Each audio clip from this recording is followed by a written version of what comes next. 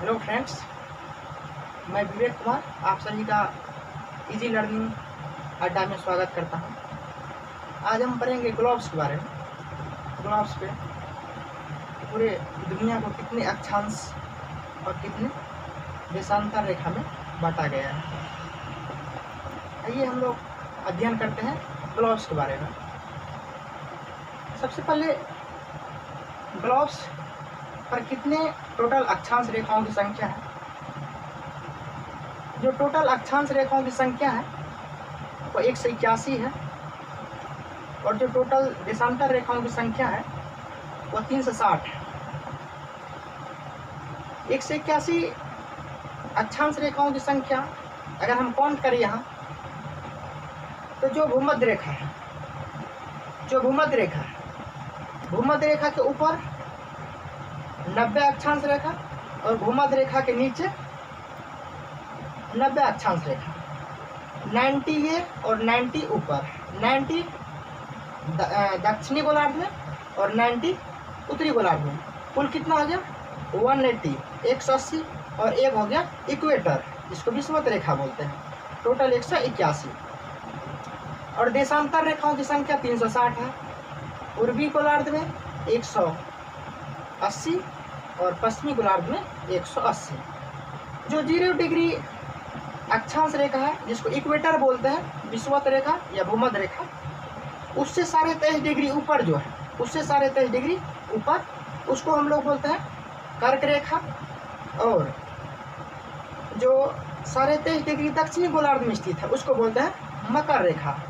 अंग्रेजी में उसको बोलते हैं ट्रॉपिक ऑफ कैप्रिकॉर्न। और कर्क रेखा को बोलते हैं ट्रॉपिक ऑफ कैंसर। ये हो गया आपको दक्षिणी गोलार्ध, ये हो गया नॉर्थ गोलार्ध और ये हो गया साउथ गोलार्ध। ये हो गया उत्तरी गोलार्ध और इसको बोलते हैं दक्षिणी गोलार्ध।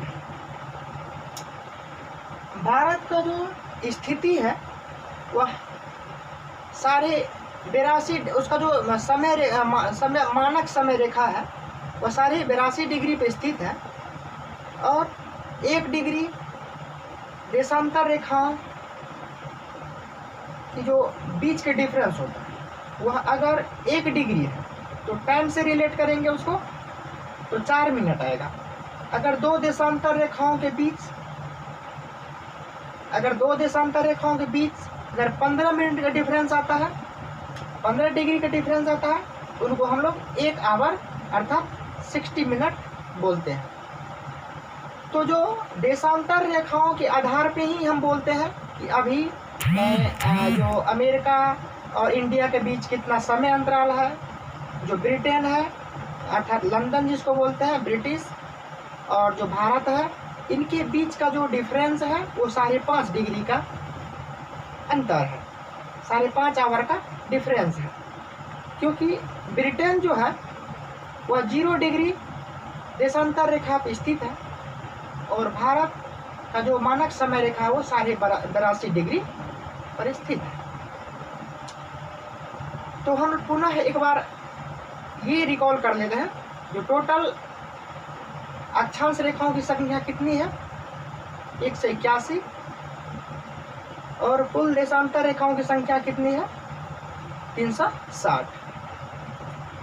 जो 23.5 डिग्री कर्क रेखा से लेकर 23.5 डिग्री कर्क रेखा से लेकर 23.5 डिग्री मकर रेखा के बीच के क्षेत्र को हम लोग बोलते हैं इसको बोलते हैं उष्णकटिबंधीय क्षेत्र। उष्ण का मतलब होता है गर्मी। ये जो 23.5 डिग्री उत्तरी गोलार्ध से लेकर के 23.5 डिग्री दक्षिणी गोलार्ध वाला क्षेत्र है, इनके बीच का जो क्षेत्र है, यहाँ पे तापमान ज़्यादा होता है और तापमान के आधार पे जो क्षेत्र बांटा जाता है उसी को हम लोग कटिबंध कहते हैं। उससे ऊपर 23.5 डिग्री से ऊपर वाला 66.5 डिग्री के बीच इसको बोलता है शीतोष्ण कटिबंध, और 66.5 डिग्री से ऊपर वाले क्षेत्र को हम लोग बोलते हैं शीत कटिबंध। यही सेम प्रक्रिया दक्षिणी गोलार्ध में है। ये याद रखिएगा आप लोग, ये नॉमिकल बनाने में आपको काफ़ी हेल्पफुल होगा। ये जो 1 डिग्री देशांतर रेखा इक्वल टू 4 मिनट होता है और 15 डिग्री देशांतर रेखा इक्वल टू 1 आवर। इसी का यूज करके हम लोग दो देशों के बीच का टाइम डिफरेंस निकालते हैं।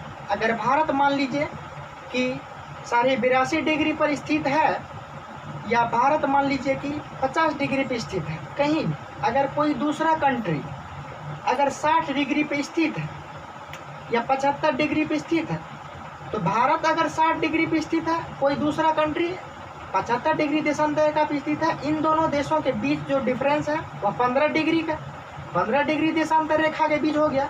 तो जो समय अंतराल होगा वह 1 घंटा का होगा।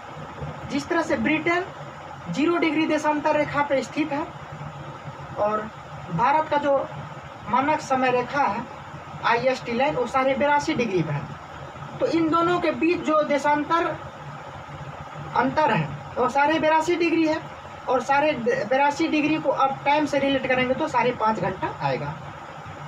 आज के लिए इतना ही, आगे नेक्स्ट क्लास में पढ़ेंगे। Thank you all of you.